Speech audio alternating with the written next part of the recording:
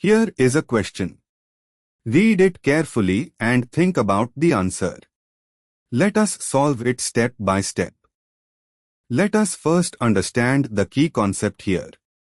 Catalytic hydrogenation, H2PT, adds H2 across AC is equal to C double bond, converting an alkene to an alkane. To give N-butane, CH3CH to CH to CH3, the alkene must have a straight 4-carbon chain, no branching, and contain AC is equal to C double bond somewhere along that chain. Moving on to the next step. Identify all alkenes with molecular formula C4H8 that have a straight N-butyl carbon skeleton. 1-butene, CH2 is equal to CHCH to CH3 hydrogenation gives CH3CH to CH to CH3 N-butane.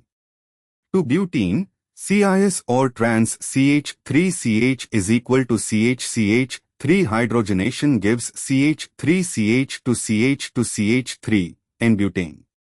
Note CIS, 2-butene and trans 2-butene are counted as separate alkenes, both giving N-butane.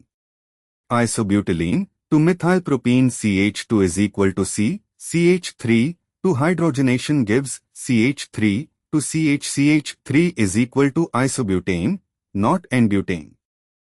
Moving on to the next step. 1-butene. 2 CIS, 2-butene. 3 trans, 2-butene. Total is equal to 3 alkenes. And for the final step. Option A, 1, incorrect, there are more than 1. Option B, 2, incorrect, CIS and trans 2-butene are distinct and both must be counted along with 1-butene. Option D, 4, incorrect, isobutylene gives isobutane, not N-butane, so only 3 qualify. Therefore, the correct answer is C.